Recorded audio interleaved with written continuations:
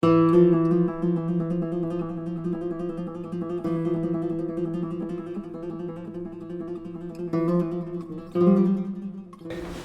tardes e grazas por vir a esta actividade do Centro de Interpretación do Medio Mariño de Cabanas. Este é un centro que é un contenedor, vale? Un contenedor de actividade relacionada co litoral e co medio mariño, porque preguntaban antes unha señora, por eso vou a facer este breve. Que ten como idea divulgar todo aquilo que está relacionado co litoral e intentar facer unha recuperación etnográfica, cultural, de esas actividades que están relacionadas co mundo mariño e ca cultura mariñeira de Cabanas. É un centro de divulgación, vale? E para facer esa divulgación, unha das actividades que están programadas é o traer exposicións como esta é sobre os barcos viveiro. É unha exposición que está realizada con fondos que nos cede a Agrupación Instructiva de Camouco, que son uns fondos que teñen un gran interés desde o punto de vista etnográfico, histórico e desde o punto de vista cultural. É un traballo de recopilación que durante moitos anos estuveron facendo desde a Agrupación Instructiva de Camouco. E intentamos acompañar esas actividades de charlas divulgativas que axuden a entender e que axuden a visibilizar esas cousas que había antes e que ahora xa non as hai. Unha cousa delas é esta. Quen o vai a contar vai ser Ernesto López Naveira. Xa o conocedes todos, non? Foi presidente da Agrupación Instructiva de Camouco. Poderíamos decir que é a alma mater de que se poida facer esta exposición, vale? Vou presentar, eu son o técnico do Centro de Interpretación do Medio Mariño. Creo que é de agradecer a boa voluntade e a colaboración que encontramos por parte da asociación para poder facer estas cousas que non é fácil encontrar material para poder desta calidade para poder exponer. É a terceira exposición non residente que fixemos desde que está funcionando o CIN. Hai unha exposición que vai unha vez que remate esta actividade frenética de exposicións, hai unha exposición residente que vai a permanecer aquí. E despois vamos a seguir tendo, por lo menos hasta finais de setembro, unha sucesión de exposicións que van a ir desde a parte etnográfica hasta a parte medioambiental, que llevamos a ir dando divulgación.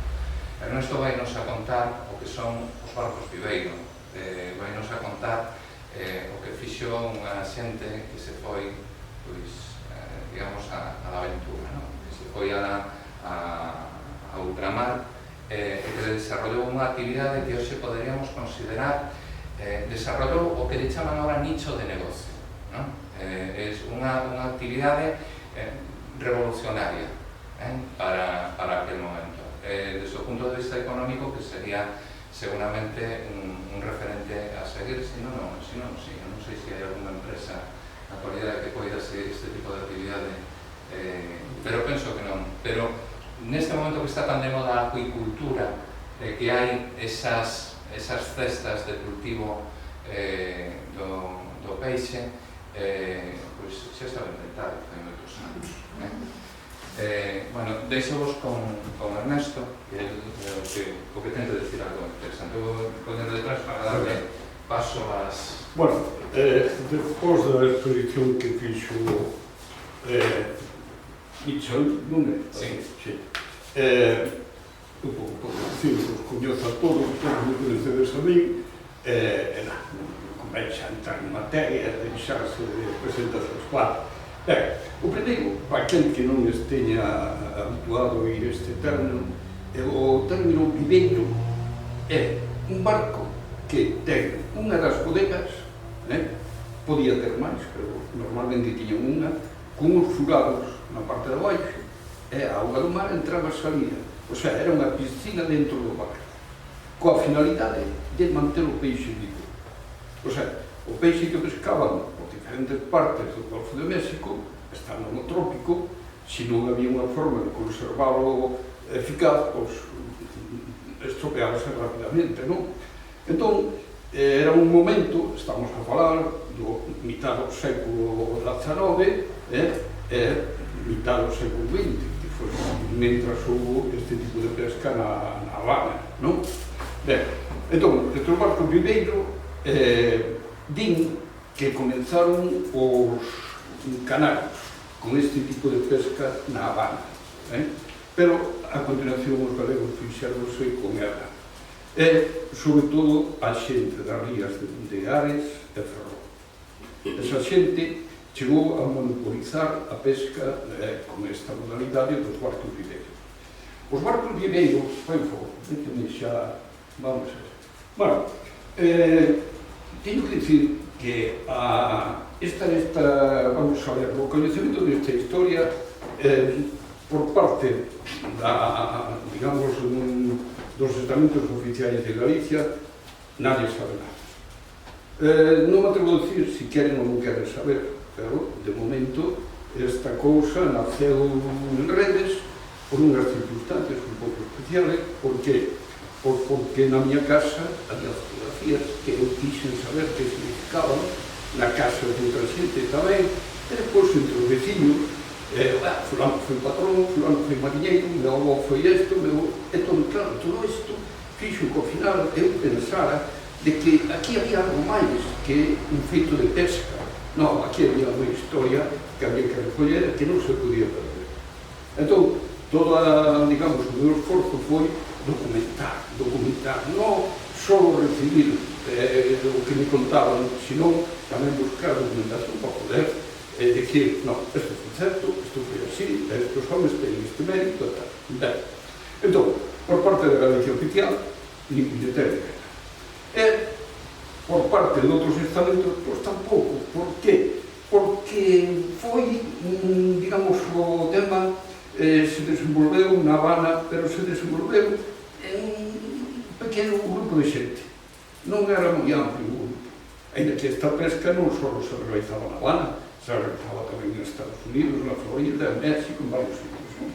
Pero, claro, o que a nós nos importa é precisar moi ben o que aconteceu cos mariñeiros da ría de Ares, que é o que eu pretendo. Vale, ben, entón, vamos. Fai por favor, outra coisa. Ben, hai que buscar un arranque. A esta historia hai que buscar un arranque. E o arranque encontro neste mapa do século XVII, 1610, donde un portugués, un dos reis de España, dibuxa isto, que é prácticamente unha fotografía. Ben, aquí temos Ares. Este é a ría de Ares. Aquí está Ponte de Alme, con a súa muralla, con o seu ponte, e depois temos unha referencia que di en Ares poden fondear barcos de bastante porte, varios. En redes, non, as redes son moito máis pequenos, só poden fondear algún, poucos. Entón, vai dando unha información. Ben, entón, os mariñeiros que aprenderon o oficio en estas rías son os que agora van a Habana. Vale? E que a Habana encontran? E van a mediados do século XIX.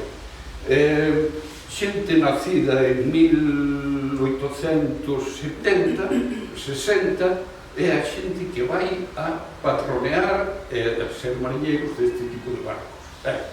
Foi fácil. E con que se encontran? Eles marchan con edades moi tempranas, marchan 14, 15, 16 anos, 17, non máis.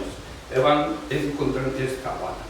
Unha Habana ainda amurallada, e residen normalmente aquí, en Casablanca. Casablanca está aquí, vedes en frente da Habana.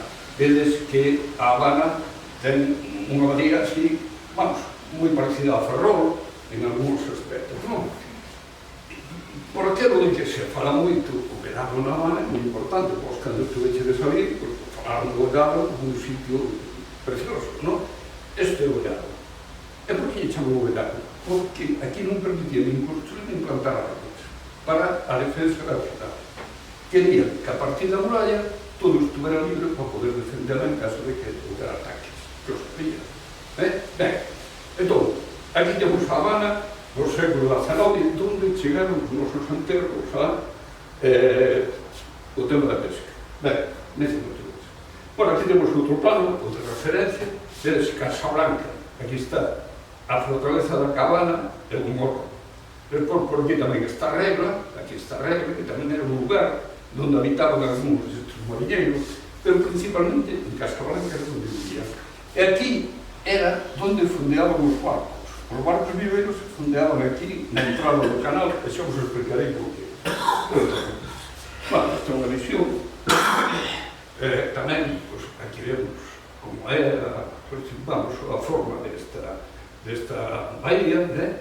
Aquí a temos, aquí está a Casa Blanca, en fin, ben. Bueno, aquí temos un morro, a morro é unha fortaleza, que está mismo na entrada da, vamos, da Habana, e temos o faro, que é unha referencia por navegantes. Ben, o primeiro, vamos ver, a xente marchaba, e a cousa moi curiosa, a cousa que encontrei a destacar, é que non só se dedicaban á pesca, a xente que marchaba de redes, a xente que marchaba de aves, a xente que marchaba de toda esta ría, non só se dedicaban á pesca, pero sí que tiñan traballo no porto da Habana nas diferentes posibilidades que había no porto para ganar a vida, non? Estos se chaman guadaños. Este tipo de barco é un guadaño. Este tipo de barco, o seu uso era, aquí estaban aquí, como vedes, todos aí xuntos, entón, viña un home que quería pasar a Casablanca, que estaba aquí, e poñerse no muelle e dicía guadañero, por iso se chamabanse guadañeros, do guadaño, non? Taxistas do mar. Perdón? Taxistas do mar. Sí. E dice, guadañero, levan a Casablanca. Como había varios, pois tiñan que dicir, que, eu? Entón dicía, sí, tío. Entón o tío, que ao qual señalaba, collía e dicía, voy. Fixademos. Primeiro pregunta, outro di, que eu? E por di, voy. Pois moi ben, pasa ao seguinte. Esta casa é unha casa de mazos. Unha casa feita cos aforros dun home que estaba de guadañero aí na Habana. E que fixo este home cando fixo a casa no ano 27? Puxo yo.oi, ano 1927. Aquilo que durante toda a súa vida profesional como guadañero era a mensaxe, non? Guadañero, llevamos a tal lado. ¿Quién? Yo. Sí, voy. Yo.oi. Aquí o puxo. Entón, aquí eu sempre digo, a memoria dos povos, das vidas, das xentes, é unha memoria moi frágil. Moi frágil porque me puxen aquí nesta cera de Mugardos e pasaba a xente. Oye, iso que é aquí? Yo.oi, que é iso? Nadie me supo contestar. Entré nun bar en diante, lles preguntei aos guardas, nadie sabía nada. Entón, claro, isto que... Está en Mugardos? Sí. Esta casa está... Por aquí se baja al puerto, o sea, la principal. Sí. Y luego, cuando coges hacia el castillo de La Palma, mismo, tan pronto doblas, está la mano derecha. Vale. La ves allí y ya se ve, me imagino que estaba limpia, no sé, pero... Ninguén sabe estar residencia. Nada, pero cuidado, falando con a xente do Concello, falando con un de cultura, falando con... Nadie sabía por que estaba posto eso en Uruguai. E que ainda me preguntaron outro día. Ben, pois mira, eu fui entrevistar a un home que me chamou un amigo e me dixo, oye, tiño un avó que ten 90 e pico anos, é moi falador, e conta de historias preciosas, non sei que, por que non entrevistas? Digo, fui. Entón o tío me dixo, oye, que sabes que lugar do fan isto? Digo, no. E digo, pois vou contar a historia. Eso non te... Entón, vedes aquí que esta forma de recuperar esa historia que nos pertenece, pois se fixo así, con paciencia, lindamente nos sitios, facendo mil cousas, Suerte pero ao final, que Chileche ten contra. pero ao final, aí está, o teño grabado, casi todo o que os conto, o teño grabado, Sí, porque claro. é unha forma de decir, Claro, esta, cero. pasa así, perfecto. Guadañero. Bueno, tamén, además dos guadaños, había este ferry, que tamén levaba Para un lado e para outro. un lado para outro, levaba a mercadoría, levaba todo o que tiña que levar. Ben, outra vez. Aquí temos un barco de Noruega. Un barco que dedicaban os noruegos á pesca da langosta. E este barco, no fondo, vedes que ten uns furados. Por qué? Porque tiña unha piscina igual que os viveiros. Entón, isto reafirma unha teoría que me contou un home de que posiblemente os viveiros empezaron polo norte de Europa e foron a por alguna razón de coñecer o sistema de pesca e o agatou ali. Pero logo veredes como este sistema de pesca era tan eficaz nos aspectos económicos que verdadeiramente era unha maravilla. Entón, pode que os orígenes se encontren en estas embarcacións do norte de Europa e tamén hai unha cousa que temos tamén que dicir que é a Dorna, das Rías Baixas, en unha modalidade de pesca con peixe vivo, con cebo vivo, tamén ten unha pequena piscina no alto do medio con un furado por abaixo e teñen ali o peixe vivo. Entón, ven do norte, ven das Dornas ou ven de algo e levaron a Habana. O sea, non foi inventado na Habana, senón máis ben houve unha copia, non? Este é un viveiro. Vedes que é un barco dun porte grande, isto é un barco pesado, é un barco de 2 palos aparellado con goleta, levar as súas velas, levar, en fin, todos estes elementos que o moven, porque estes barcos non tiñan motor. É só o subir coa forza do vento. Non había máis forma de mover este barco. E hai que ter en conta que, claro, que tipo de mar utilizaban estes barcos? O Golfo de México. O Golfo de México que é un mar de moitas corrientes, por as corrientes do Golfo, porque ten moitos arrecifes de coral, porque ten unhas temperaturas que crean correntes de aire, temporales, ciclós, etc., etc. Entón, é un mar difícil. E marchar un barco destes, en esas condicións, é moi difícil. Entón, quere dicir que os patróns eran xente que sabía o que facía, e os mariñeiros estaban obrigados a traballar moito para levar estes barcos polo mar. Como empeza a xente que tedes aquí da zona a marchar? Empeza a marchar porque este home que debeu nacer sobre 1850, este ainda non tenho precisada a fecha de nacemento, pero anda sobre 1850. Este vai para Cuba. Entre os negocios que el monta, hai un que é unha casa de comestibles, unha tenda de comestibles, e cos cartos que saca da venta de esas cousas de comestibles, en fin, todo isto que é o que é unha tenda aquí, que ali se chama unha bodega, en Cuba se chama unha bodega, pois con eso, os aforros que consigue ese negocio, compra barcos viveiros. No ano 1885 ten varios barcos viveiros propiedade dela. Pero entón, estes barcos viveiros, ele non era un normal. Ele era... ¿Quieres usar mensajes o WhatsApp? Ele era un home de comercio, un home negociante, un vendedor. E os barcos onde os comprou? Aquí? No, toda lá. Ali? Toda Xa lá. facían barcos viveiros ali cando ele estaba? Sí, claro. En Cuba Xa había barcos sí, viveiros. había estiperos, había de todo, cuantos barcos en Cuba non tienen que dar nada de aquí.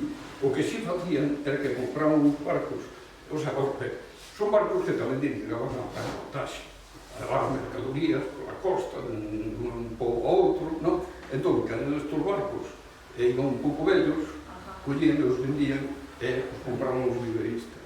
E os compraban e reformaban que facían na bodega desa forma que comentei, que entrara auga e punto. Bueno, pois entón, este home non é mariñeiro, este home é comerciante, pero compra barcos. E como consigue a xente que tripula ese barco? Levando xente de Redes, levando xente de Alves, levando xente que eran parentes ou conocidos.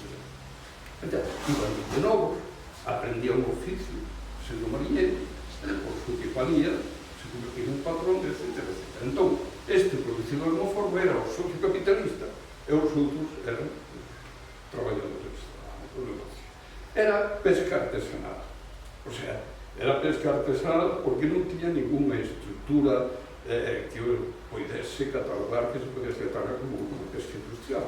La pesca artesanal, na forma de pescar, era unha liña que botaban un plomo en uns anzuelos, puñen unha carnada, botaban ao fondo e pescaban desa forma. Pescaban sobre 20-30 brazas de profundidade.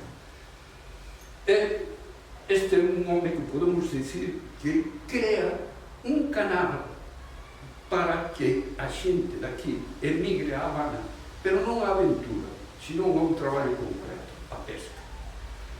E claro, que se encontran cando chegan?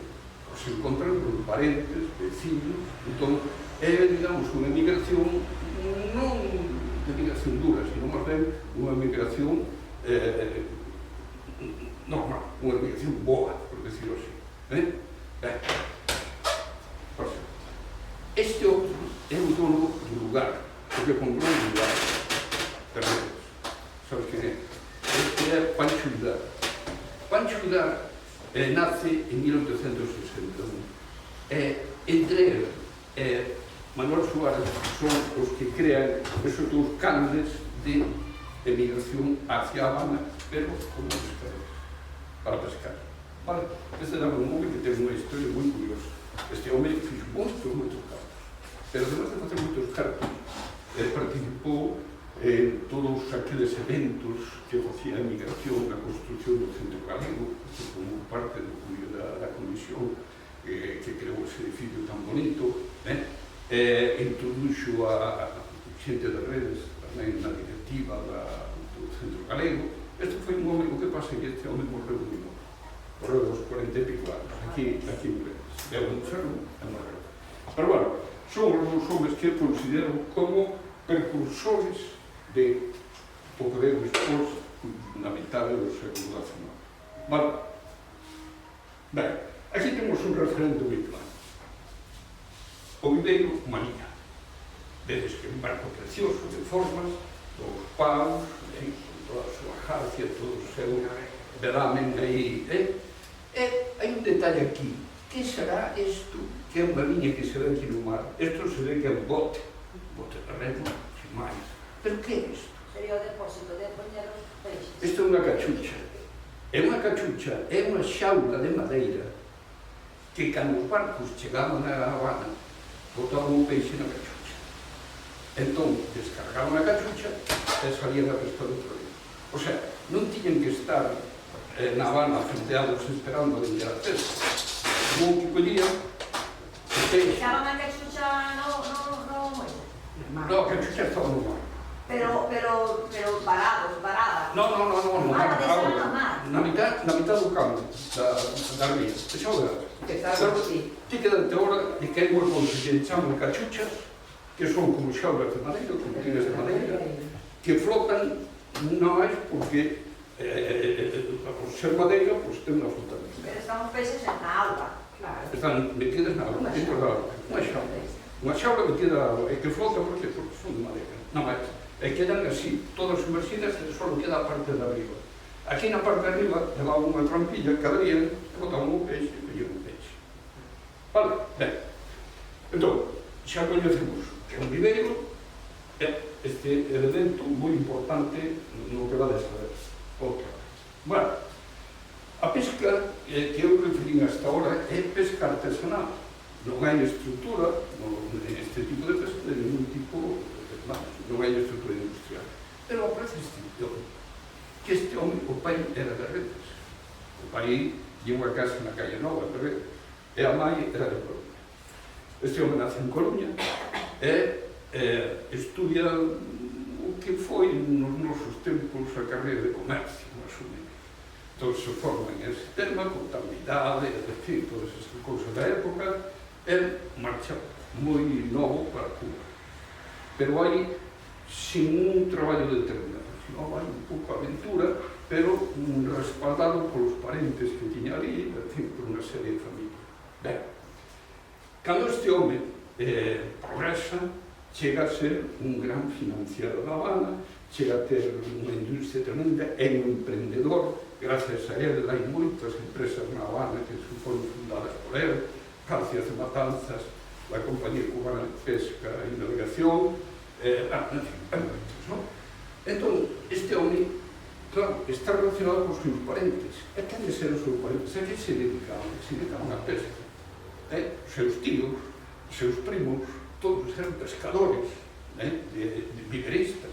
Entón, ele, por familia, conocía moi ben aquel negocio de pesca artesanal que tiñan todos os seus parentes. Como ele era un emprendedor, era un hombre, un hombre de unhas luces, digamos, moi claras, dixo, e se isto converto en unha industria, lles compro os barcos, e fan unha industria, e foi difícil. Comprou os barcos, comprou os viveiros, e montou unha industria da pesca. Esta industria tiña a particularidade que tiña barcos propios para ir a pescar, compraba en outros mercados pesca e a vendía a Habana, suministraba a Habana. Entón, houve momentos en que as ventas que facía podían, vamos, un negocio redondo. Ben, este home, ao facer pesca industrial, necesitaba unhas infraestructuras adecuadas para o negocio que tiña. Unha era un muelle. Entón, diante de Casablanca, debaixo da fortaleza da Cabana, fai un muelle. Como non había posibilidade de facelo na terra, fai no mar. Clava uns paus no mar e pon toda esta tarima de madeira que vedes aquí. Aquí mete casas, galpóns de vela, galpóns de jarcias, galpóns de non sei que, e tamén por empleados. Tamén fai casas por empleados. Entón, aquí vedes a forza que tiña esta industria ao crear esta infraestructura tan grande, non? Entón, este castelego foi o home que creou esa pesca industrial que foi a que perdurou hasta que chegou o Fidel prácticamente. Vale? Alejo Carpentier, en un libro que escribe Las luces de la ciudad, ou algo así, non recordo o nome, fala dos viveristas. Fala contemplándoos desde Casablanca. El chega a Casablanca, mira o mar, e claro, ve a través das calles, ve que cada calle remata nun barco, nun vivero, fondeado no mar. Entón empeza a falar dos viveristas. Que eran hombres que tuteaban las olas, el mar, que eran conocedores de los fondos marinos, tal, apenas sin instrumentos de ningún tipo, lógicamente. Solo se utilizaban como instrumentos o escandallo, que era para ver que tipo de fondo tiñas, que a profundidade, a brúxula, e que máis, como e a corredera. Entón, sale un barco da banda, un vento, cando, de vez en cando, miran a velocidade que leva o barco, e o fan con este chute. E calculan, por a experiencia que teñen, de se van a tantos nudos, tardan tanto en chegar a este punto para mirar hacia, por exemplo, a Florida, ou para mirar hacia México, ou a donde fora. Entonces, este mide a velocidade do barco. E os outros, cando chegan ao lugar, que digan, aquí estamos sobre o sitio onde temos que pescar. A ver, temos que pescar en terra, porque ese peixe está en terra. Como sabemos que en terra abaixo non hai? Botan o escandallo, e o escandallo non é máis que un plomo que o enchen de sebo. Chega ao fondo, e se trae grabos de area, é area. E se non estiver limpo, pedra. Entón, xa poden pescar. Vale? Entón, vedes que con unhas cousas tan simples como estas, aqueles homens navegaban por todo o Caribe, con ventos, con ciclós, con todo. Entón vemos que eran, digamos, uns navegantes con moi poucos medios, non? Despois apareceu a radio, despois apareceron tal e hoxe, pois navegar non ten ningún segredo de ningún tipo, non? Paso un siempre. Bueno, aí había reparación, construcción de barcos na Habana, había uns valadoiros, había, en fin, había toda unha infraestructura dedicada a isto. Bueno, vai pasando agora, realmente. Este outro viveiro, o viveiro Vale de María era de Paco Bello. Este foi o último viveiro que houve, así dos coñecidos, unha noite o patrón viña que era unha noche de Limón, viña con un pouco cargado e parece que un barranco. Según din os donos do barco. Pero se estaba en redes, ¿no? Estaba en redes. No, Todo de redes, sí. No, Todo de redes que era José Pazo era... no, José Pazos era do Porto de Redes, nacido no Porto de Redes. Este é o Coruña, que no ciclón do 26, de 1926, afundeu e morreron todos os tripulantes, entre eles algúns de Redes. Estou salindo por o borro, salindo tamén. E aquí vemos unha secuencia moi curiosa que están no cable da Habana, ainda sin salir, levantan velas, izan as velas, e o barco vai saindo. Mete máis siguiente. Aquí xa temos o vento, xa porta, xa o barco vai navegar, non? É outra maneira. E aquí estamos xa en alta mar. Aquí xa colle un rumbo, xa van navegando. Esa fotografía fixeron non moi tarde, non moi atrás, non? Bueno, estamos ainda falando de barcos viveiros. Os barcos viveiros hasta o ano 30 existen. Sí. A partir do 30 xa vos contarei que hai outra modificación que xa non hai barcos viveiros. Ben, que facía esta xente? Porque a mareira era de 15 días. Saían da Habana, e se iban, por exemplo, as mujeres ou iban a Catocho, por aí, por a zona de México, era día e medio, 2 días, dependendo do tempo, o tempo regular, pescaban e depois volvían. As mareas solían durar 15-20 días, non máis. Ben, isto era o argumento. Iban os homens aí, sin facer nada, o vento era un vento normal, o barco navegaba, tira para diante, punto. Entón, que facían? Levaban unha novela. E había un que sabía ler, a maior parte non sabía. Sentábanse, todos ali na coberta do barco, e iban lendo a novela para matar o tempo. Entón, isto era moi recomendado. Dicía un patrón ao outro, dicía, oye, non te olvides de coller a novela, non veñas lá. Por que? Porque era a forma de todos entretenidos, non? Ben, bueno, agora hai unha serie de documentos de xente de Redes que ocupou os postos de patrón, en fin, que se tuvo que naturalizar cubano por culpa das leis que non les deixaban traballar, en fin. Tira para aí. Este é un personaxe moi curioso. Este é o abuelo de Marinita a de... Martín. Sabes, o baile? Sí, a muller de Carlos. Sí. De Carlos. Carlos Galindo, o día... Bueno, isto, en chamaban... O a José e o Isabel. No, Hai de Marina a Maide. sí. Entón, este se chamaba Pascual Martínez, apodado por o rei da Charna. Este home, macho de cativo, bueno, estuvo de mariñeiro, tal, e ao final, pues, aforrou, comprou un barco, este home levou o seu barco, pero como patrón, non? E por que lle chamaban o rei da Charna? Porque sempre que ele levaba un barco, regresaba con moita carga, o sea, era un bon pescador.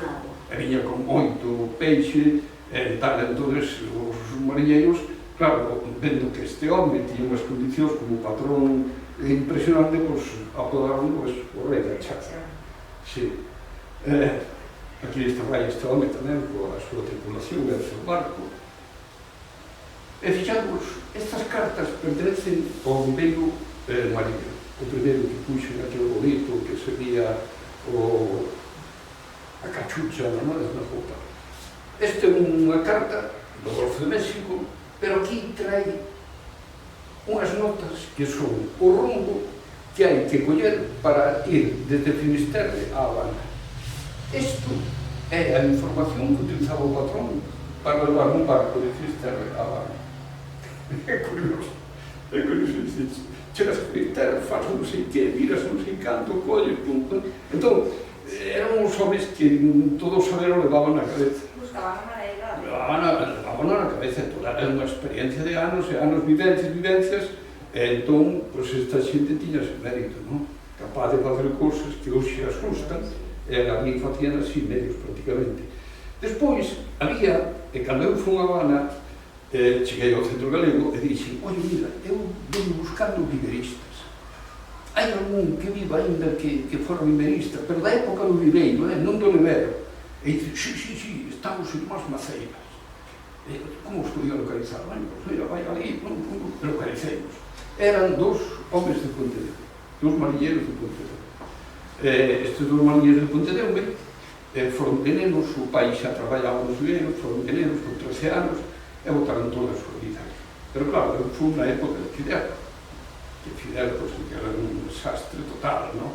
Mal vivían, tiñan, pero en cambio tiñan unhas vivencias estupendas que a mí me serviron de moito. Pero un día Fraga decide a esta xente traer a Galicia como un agasallo, ¿no? Entón veñen a Pontedeume.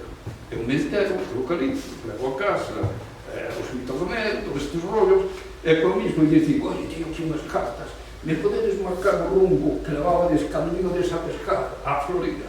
Sí, e se poñen os dous irmás ali discutido entre eles. No, porque aquí estaba el bajo de non sei que, non te acordas que había un baixo de coral e que tiñamos que ir botar por cali? Bueno, unas historias impresionantes, eu tento gravar.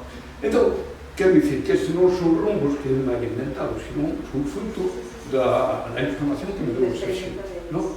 Ben, aquí é outra forma, outro lugar de pesca.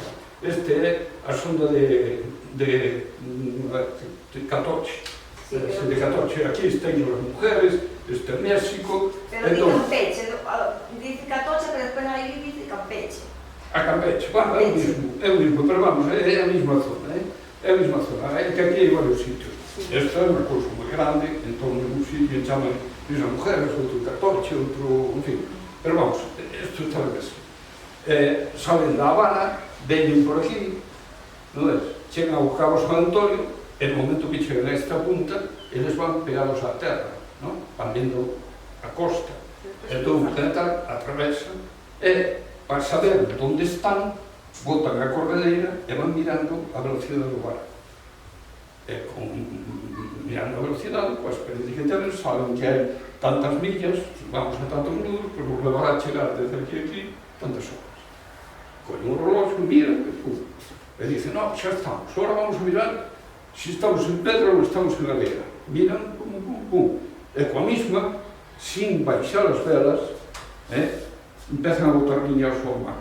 Botan liñas, con o cego, con a súa carnada e tal, e van mirando a ver se lles pican. E no momento que pican, aquí pican, lanzan o rizón, fondean e pescan. Entón, é moi curioso. Se poñen a pescar. E ven o peixe, coñen un peixe. Eran peixes grandes, eran peixes de kilo, 2 kilos, o míos, e demais. Estes peixes estaban a unha profundidade de 30 brazas, por exemplo. Cando un peixe está a unha profundidade de 30 brazas, o peixe leva no seu organismo que lle chaman a vexiga natatoria, que é unha vexiga que se expande dependendo da profundidade que está para regular a presión a que o peixe está sometido, non? Pero claro, se ese peixe a 30 brazas por súa superficie, a vexiga fai isto, pero o peixe reventa. Entón, que facía? Collían, o primeiro que collían, levantaban a gaña e cunha cousa, como se fora a cánula dun bolígrafo, pinchaban a vexiga natatoria. E me dicía o Constantino Maceiras, me dicía, e mira, collemos, nada, e tiamos a cánula e facía pss. Entón, xa collemos, botamos na bodega con agua, e xa quedaba ali, na cánula, sin problema nenhum. Entón, fixados, que andar cousas curiosas, non? Estos son os peixes, collían moitos outras especies, non? Pero, bueno, estes eran os que tiñan máis valor na Habana e os que normalmente collían. Aquí tedes, un día de mal tempo, un viveiro entrando na Habana. Isto era arriesgado, era difícil, estes barcos, xa digo, por seu peso, por ir cargados, tan cargados como iban cheo de auga a bodega, non eran fácil de manexar, en cambio, eles consiguieron. Entón, cando había este tempo, era normal, aquí está a Habana, aquí está o Marcón, por a parte aquí, que esta é a orilla vamos ao morro, e esta, hai outra orilla aquí, que é a orilla onde comenzo, o malecón da Habana. Entón, a xente podía salir a ver o que facía o viverista. Entón, o viverista, claro, buscaba a forma de que o vento o meter adentro, pero tiña que facer maniobras. Entón, toda a xente esperando, a ver, facía, mira, vai, non sei que, vai para aquí, vai para lá. Pero isto, pasaba a bolla e empezamos os aplausos.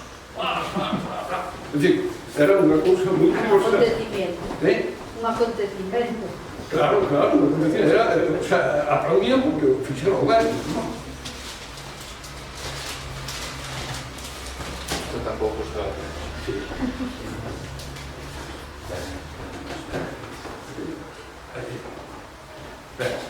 Aquí tedes o malecón, aquel barco e vos canales. Isto é o malecón moi afectivo. Aquí celebraban peleas de boxeo, había música de todo tipo, era un lugar de placer da Habana. Aquí temos un viveiro entrando, este con bon tempo. Aquí temos o que vos vai acabar totalmente todo o que vos veño contando. Eu vos veño contando cousas pero un pouco disparadas, ou un pouco descontextualizadas, pero aquí temos a solución a todo. Pero onde conseguí isto? Isto é impresionante. Fun a un viaxe de inserso a non sei onde, lá polo Mediterráneo. E decidiron ir a Xirona a ver non sei que cousa. E fomos á catedral. E cando salía da catedral, iba por unha calle así estreita, digo, oi, aquí hai unha casa de libros vellos, de cousas de libros vellos e tal. Vou entrar, porque os catalanes estuveron moito na Habana. Ese era o pensamento que eu valeu. E digo ao mulher, oi, ti continua, xa te coño. Viaxe non que non se va a por certo. Entro na casa e digo ao tío, oiga, usted non tendrá postales ou fotografías de La Habana? E dice, hombre, algo tengo.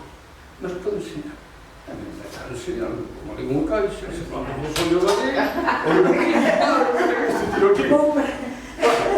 Pois, ao final de veinas, pero veinas, caso que sí, porque hai xente me interesaba, digo, tiene esto, ahora vai llevar, e collí. Pero fixamos, estes son viveiros que ven das fundas de pesca. Están chegando a Habana, donde está facendo a maniobra para fondear. Estes son viveiros que están fondeando. E isto é o almacén do peixe. Aquí temos todas as cachuchas fondeadas. Entón, que facía esta xente? Esta xente chegaba, fondeaba, sacaba o peixe, botaba na cachucha, deixaba aquí, e a continuación a pescar. Entón, non estaba o barco parado ningún día. Nada máis que o tempo necesario para sacar o peixe e botalo na esa. Ti acordaste do médico, o teu veciño? O curro? A médico? Sí. Bueno, a médico estaba todo. Sí. A médico era pescador na Habana, era viverista. Era un home que tamén outro que chamaban aquel que vivía na calle Nova. Onde vivía na Mariluz, aí vivían malamente. Pero o que vivía na calle Nova, que é, como se chamaba? Si, hombre, que tamén era un home que tiña un problema así.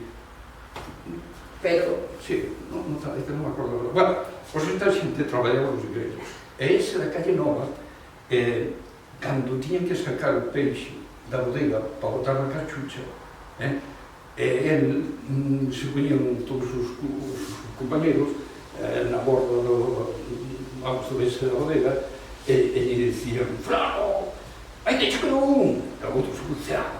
E botaba moito tempo debaixo do agua. E os outros cachondándose dele, facendo a broma, pero o tío que era un buceador impresionante, como estaba un pouco tolo, pois claro, a mí me contaban e dicen, oye, botaba minutos debaixo da cabeza e dicía, usted xa non sabe, porque o peixe dentro da bodega o podían coller con unhas sarandas, o podían coller con redes, ou tiñen que coller buceando, arrinconado e coller. Entón, como chamaba aquilo? Me acuerdo. Entón, porque sabes quen é? Pero, no, porque Ao lado da casa de José Luis vivía do Vigo. Pero eu recordo unha señora. Non, aí ao lado. O último home que viveu nesta casa foi eu. Ben, bueno, entón fixado o seguinte. Por que poñen isto aquí? Pois eu poño por unha razón moi clara. A auga do mar enche todo este espacio, non? Entón aquí, como isto é estreito, hai unha corrente moi forte. E cando baixa, exactamente igual, cando hai unha corrente moi forte. Estes peixes necesitaban estar moi oxigenados polo tipo de xaula na que estaban metidos. Necesitaban que houbera moito aporte de oxígeno. Así que ideal. Entón, isto foi ideal. Collían e perfecto. Pero, chegados os anos 20 ou por aí, coño, empezan a notar que o peixe morre na cachucha.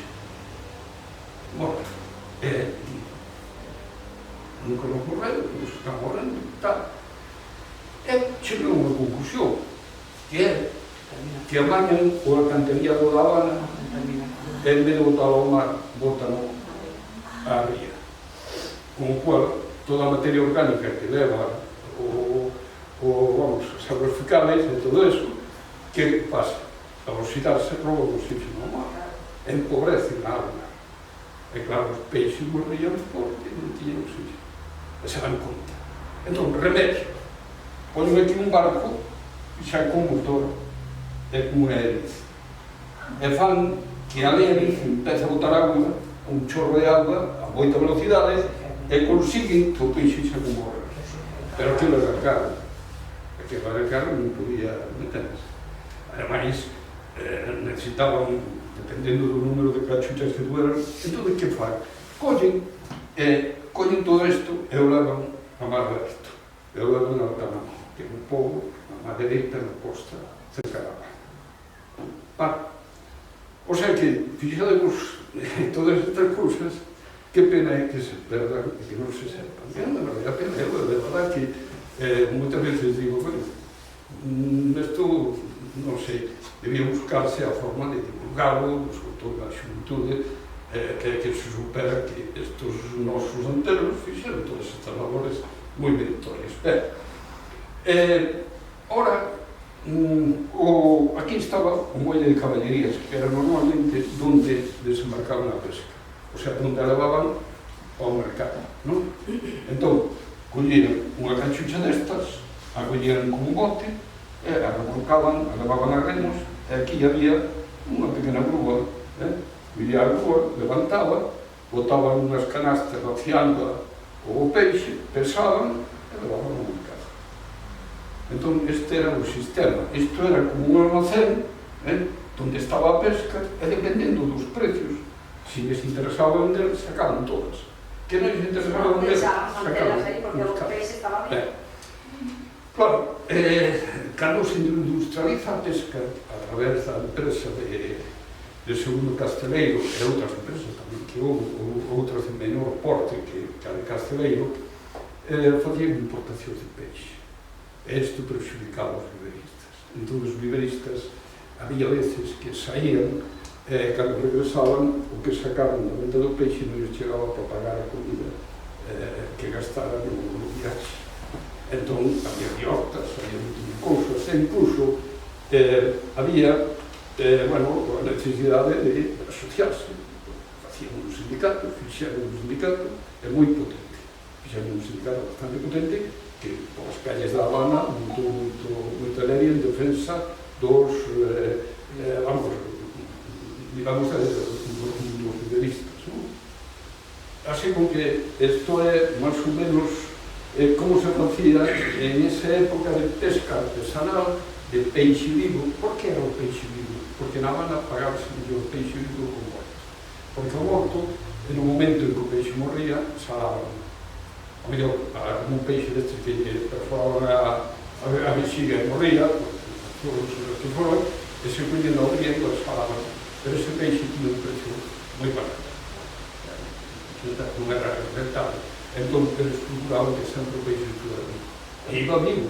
E incluso me dicía, Oye, eu recordo que a veces chegaban cunha canasta desto de peixe, o peixe vivo, e non había venta, e volvían a botar a chucha, e volvían a algún, pero outros se salvaban, entón volvían, en fin. Vale. En Redes, a casa de Paco Bello é fruto deste negocio. E moitas casas de Redes non tan boas como a de Paco Bello, pero son tamén de xente que tuvo barcos, e que tuvo, por exemplo, meu avó, a casa de miña mãe, era viverista, era mariñeiro, fixoa con os cartos O teu avó? Meu bisavó. Entón, como vedes, foi un negocio bastante rentable, non? Paso. Bueno, aquí tamén tedes outra imaxe, aquí está a Casa Blanca, aquí están os viveiros fondeados moi diante dos cocos, e aquí vemos a cachucha, vemos incluso un home encima dela, pasa o siguiente, non ves? Aquí están outros homes, aquí tiña unha trampilla que se levantaba e botaban o peixe. Vale. Aquí temos unha cachucha, ves? Como eran tablas, tiñan forma de barco, pero non era un barco, basicamente, era pasa. Aquí temos pensando o peixe, despois de collelo, sacalo da cachucha, botaban nestas canastas, vendían, levaban no mercado. Aquí temos un xantar destes viveristas. Este home está en Linares, agora, ainda vivo, é Rogelio. Sabes que é? Pero Rogelio... Rogelio. É psiquiatra? Non. Rogelio... é parentetero.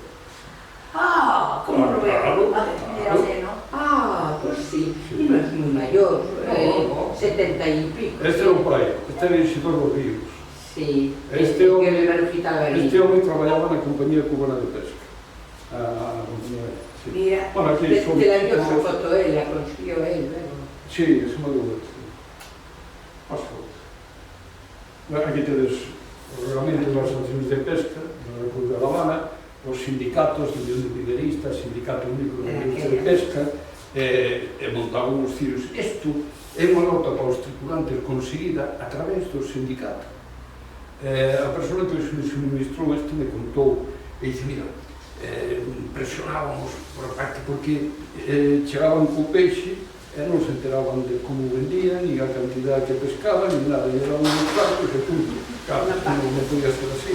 Entón, a través dos sindicatos, se fixeron unha nota para a tripulación con as libras de peixe que collían de cada tipo, de cherna, de pardo, os precios, etc.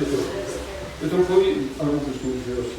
Bueno, aquí as leis de protección do cubano obligaban a naturalizarse para ser patrón de pesca, etc. Esta tamén, outra carta deste tipo, outra tamén. O Centro Galego. Paso no seguinte, sí. O Centro Galego, por 6 meses, por 15 pesos cubanos, tiña dereito a 6 meses de pertenencia ao centro, non? Pasa a seguinte. Fixamos un cuadro médico a que tiña dereito por esos 15 pesos durante 6 meses. Entón, que facían os viveristas? O primeiro que facían cando chegaban os cativos con 13 anos, 14 anos, era asociados ao Centro Galego, a ter cubierta o tema da enfermedade. Entón, todos asociaban aquí. Cando se fan as escolas, as sociedades de instrucción, esta sociedade de instrucción, por menos a nosa, ten un apoio moi grande nos viveristas, porque pasa... Bueno, aquí máis elementos do Centro Galego, esta era a benéfica, cando chegaban os cubanos, me acordo eu cando era neno, relataban as súas vivencias e tal, falaban da quinta, e dicían, a quinta foi moi importante, eu enfermei unha vez, levaron a mí, e o doutor non sei que, me curou por de tumba, por de daño, tal, e todo falaban da quinta, esta era a quinta, a benéfica. Sí, e que tiña, era unha sanidade moi avanzada con respecto a España, moi, unha casa de socorro, era unha cousa moi cativa, cando eu era estudo, en cambio ali non tiña. Este era o meu bisavó, Juanito, que tamén foi viverista, este é o abuelo de Eulogia, José Pazos. E aquí temos a nosa escola. Esta é a sociedade onde se artella todo este tema de recuperación das tradicións, todos estes traballos que facemos por un lado de divulgación e por outro de investigación, claro. E fixamos, esta memoria é unha memoria da agrupación instructiva deste edificio que acabades de ver, non? Delegados nombrados pola Comisión de Propaganda en os viveros. Fixamos cantos viveros hai con mariñeiros de redes e os que están asociados á agrupación para cobrarles nombran estes delegados. Entón, este José Permuy López se encargaba de cobrar aos homes asociados á agrupación instructiva do viveiro Isabel tal. Este ou outro, este ou outro, este que está. Eran os encargados de cobrar. Eran delegados da sociedade para cobrarle aos viveristas o recibo, claro, da asociación. Entón, isto é outra cousa, mira, a Asociación de Patrões de Pesca non están todos os traballos, pero están a maior parte deles. Aquí tes o barco e aquí tes os patróns. Todos estes que tiñan a manila de redes. Entón, que importancia tan grande tiña o tema da pesca para a migración de redes. Enorme. Aquí temos, por exemplo, este eu coñecín, este era Benvenida Amado, irmá de miña avoa, este era o pai de Ángel Bello, este Amado, este era Amado.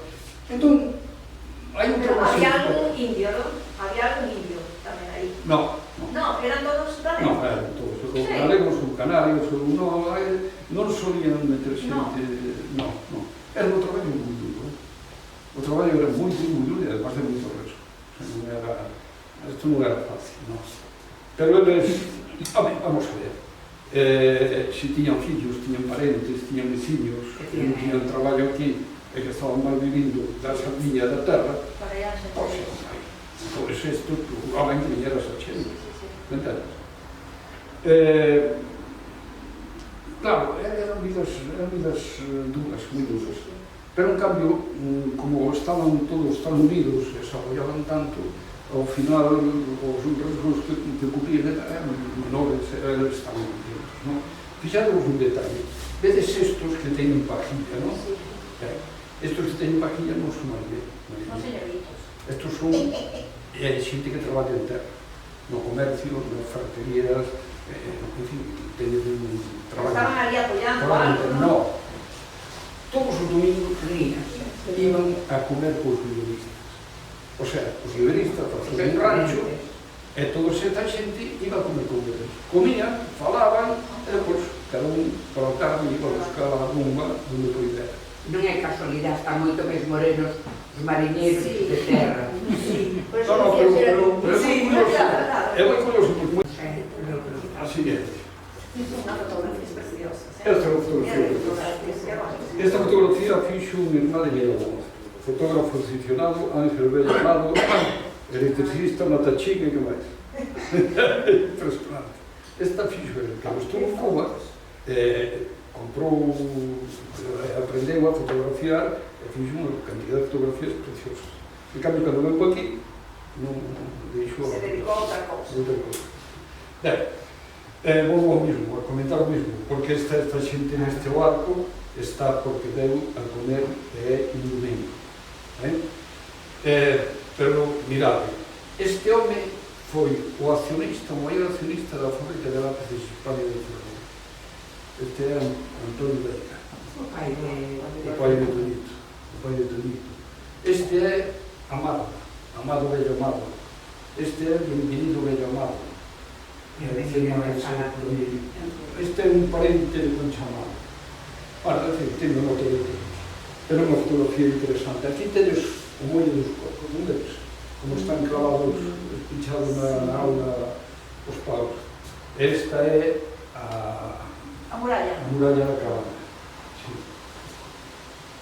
Esta é a chegada dun barco de Nautilus, que esta é do Hans Americano, que pasa máis. Pero chega un momento en que as cousas cambian. Por qué? Porque o home vai inventando, vai sacando cousas novas, vai vendo que as cousas se fan así, dan máis rendimento, tal. Entón aquí aparecen as técnicas de frío. Empeza o hielo a ser un elemento importante na conservación dos alimentos. Entón, que pasa? Os viveiros xa non teñen sentido, porque o peixe congelado tiña tanta aceptación como vivo. Pero digo, non é o mismo. Non é o mesmo, pero nese momento sí, porque o peixe non é que o congelaran, é que o enfriaban, e podían traer. Pero estaba morto. Sí, claro. Claro.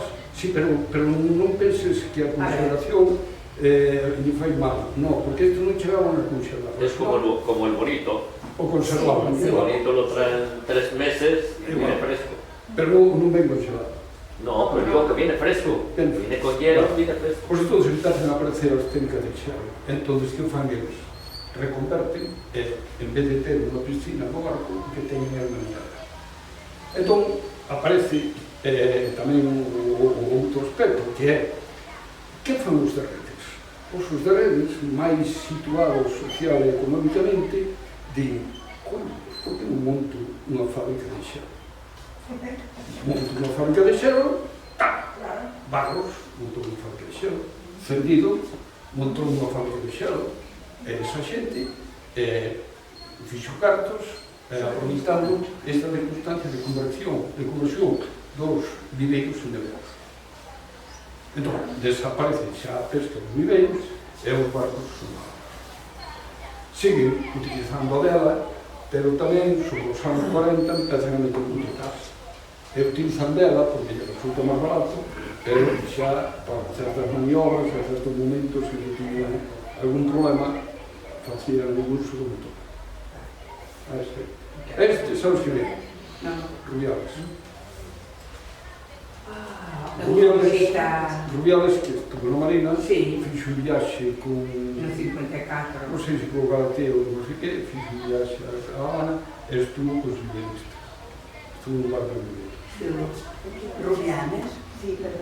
El marido de Manuel. Este é Esa moi bonita tamén, esa un foto. irmán de Villalobos, que foi un pintor excepcional, e ainda que despois, cando xa entrou así, digamos, nunha idade fora da que ten aquí, deixou a pintura e dedicouse á ferretería e dedicouse a outras cousas, e un bon día se me cruzou no camiño unha mulata que creo que era de leche, e o hombre se foi con a mulata maría. Pero vieron as leyes estas que dicían de que el 50% dos empleados de una empresa tenían que ser cubanos, a este le crean un problema y se ven a España. Echan España así como 20 o 30 años, dedicado a la pesca y por ahí, y luego se vuelve a Cuba y vuelve a Cuba. No, ¿cómo se llamaba? El primero que estuvo en casa de fulana era Neto. Ya saben que no Alfredo. Hasta aquí choveu. Hai alguna pregunta, hai alguna cousa? Muy bien, Ernesto. Gracias.